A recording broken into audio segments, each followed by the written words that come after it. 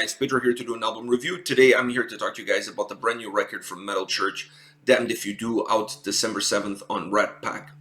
This album has 10 tracks and it's 45 minutes in length. To me, listening to this record, I really felt that the album had a perfect blend of heavy metal and power metal. And they even threw in some thrash metal guitar riffs just for good measure, just for added aggression.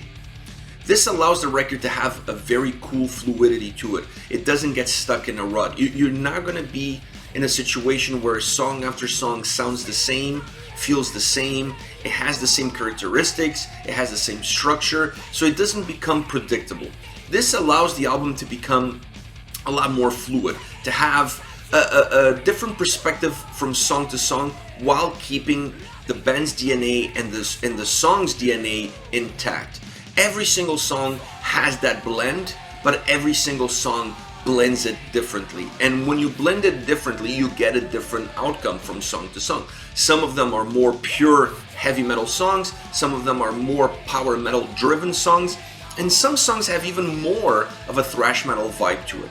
So this, from a listening perspective, is very important because it really creates a dynamic listening experience. You don't feel like the album is becoming repetitive song after song after song.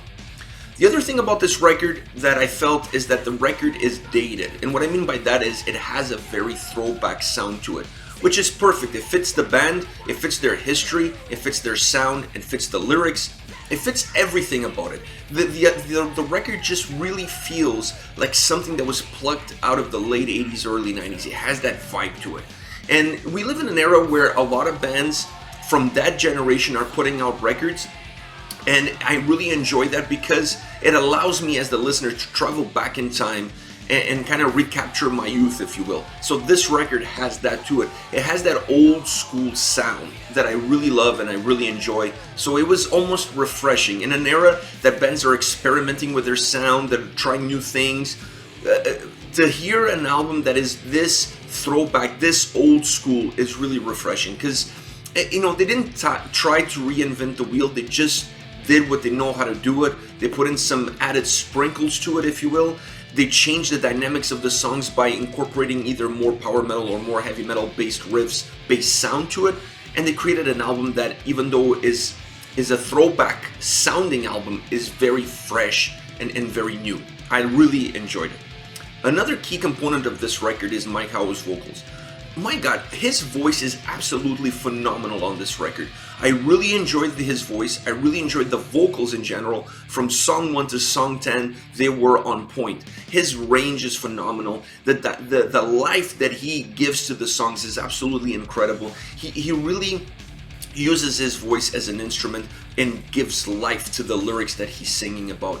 And in this album, his voice is absolutely majestic. I really enjoyed it. It really brought the songs to life, and it really has that old school vibe to it. So not only from a sound perspective, the record has an old school vibe, from a vocal perspective, it also has a very old school vibe to it. Another key component that I really feel I need to mention is the guitar work. The guitar work on this record is absolutely incredible.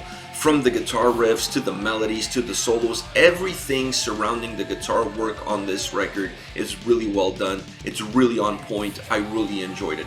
Once again, it added that old school sound to it. The way the solos were created, the way the guitar riffs were put together, the way the songs were composed, it really allowed for that old school heavy metal sound, power metal sound to really come through. Even, like I said, in some songs, a little bit more of a thrash metal, old school Bay Area thrash metal sound was coming through.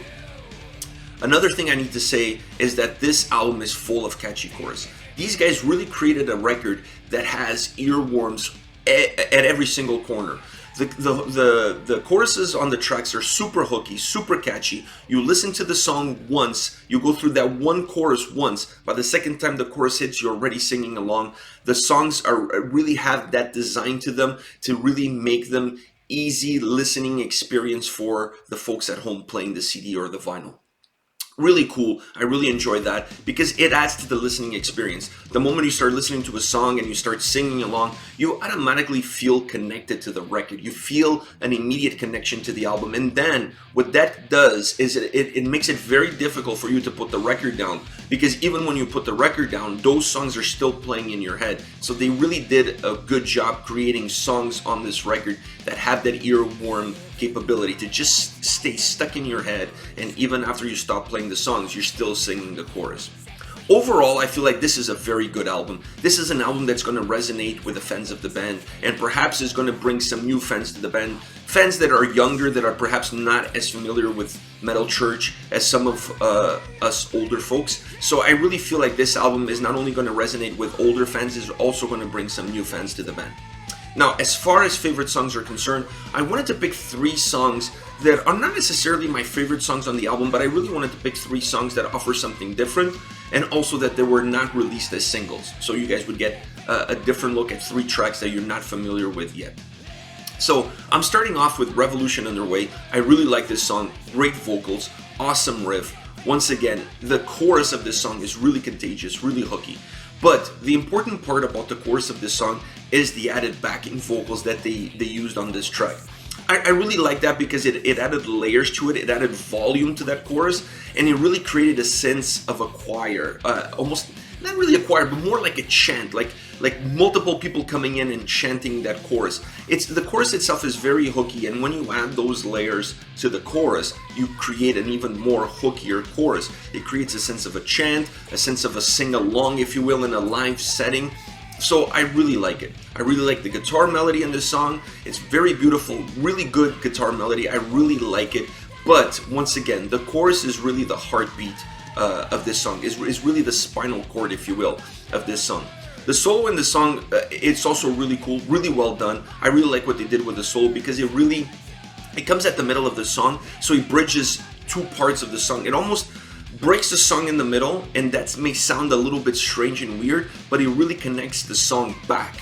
It's a really well performed solo, really old school sounding solo, and it really adds something to the song. It breaks the routine of the song, it gives the listener something different within the song, and then it allows you to ease yourself back into the familiarity of the first part of the song and then comes in the second part of the song. I really like Revolution on the Way. It is one of my favorite songs, and it's one of the songs that has a different structure and has a unique structure to it, with that solo right in the middle of the song, breaking the song into 2. Another song I want to mention to you guys is Into the Fold. This is a heavier song, slower, heavier song with off the chart vocals. This song to me really encompasses how good Mike's vocals are on this record. This song to me is the song that really showcases how good his vocal performance is on this record. This song also has perhaps my favorite solo on the whole album. Just blistering solo on this track, and it is my favorite solo on the record. I really enjoyed it. The combination of the guitar solo in this track with how good Mike's vocals are 2 of the 3 key components that make this song a standout track in my mind. The third component is the percussions. The percussions in this song are absolutely phenomenal. They're heavy without overshadowing all the other instruments around it.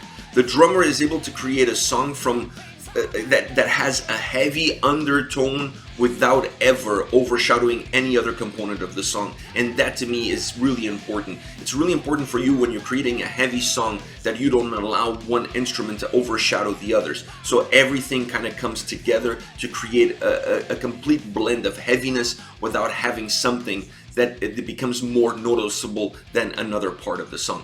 So this song really offers a heavy blend, a really cool blend of great guitar melody, great vocal performance, and absolutely phenomenal percussions.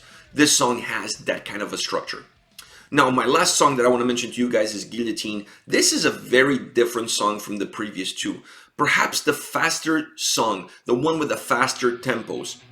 Very different from that perspective. The other 2 were a lot slower, more melodic. This one, fast and heavy. That's pretty much the 2 words to describe Guillotine, is fast and heavy. And when you think of the lyrics of the song, when you're listening to this song and you're thinking of the lyrics, it makes sense why a song like this would be that fast. Because the speed of the song, the tempo of the song, the way the song is structured really plays well to the lyrics, to what the singer is telling you. And so when you put those two worlds together, it makes sense why this specific song would be faster.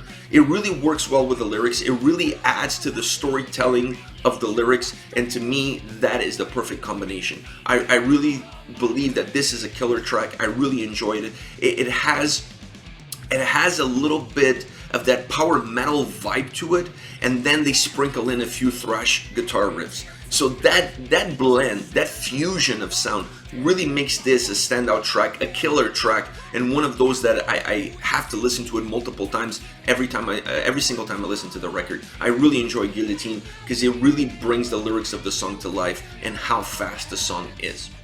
Anyways, this is my review of Metal Church, Damned If You Do, out December 7 on Red Pack. Like I said, this is a very good album, an album that will resonate with old fans while perhaps bringing some new fans to the table.